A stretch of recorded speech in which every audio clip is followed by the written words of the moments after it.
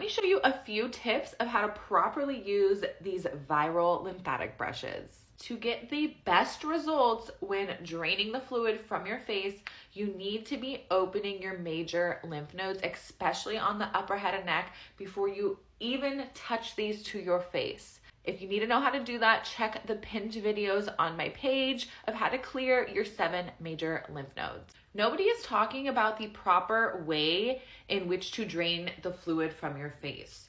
If you are not starting at the chin and moving out towards the ear and then slowly moving up your face and out, you're not using these brushes correctly, and you're just creating more buildup of toxins in your tight tissues.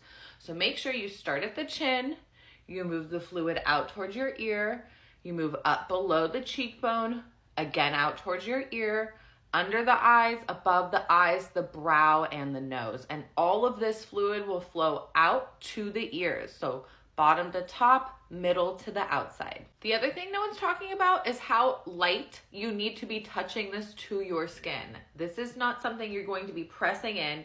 These little nodules are in very similar shapes and distance apart from each other as your actual lymphatic vessels and nodes. So the touch has to be extremely soft to properly move that fluid.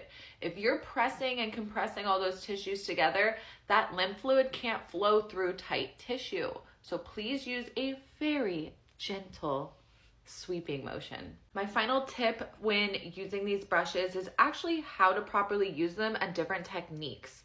So instead of pressing down into the tissue, you can use a form of vibration to stimulate those lymphatic nodes and vessels and move. So that can look like this, or you can do a press and pull.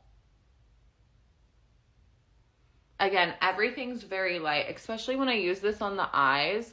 I'm almost like pumping and then swiping.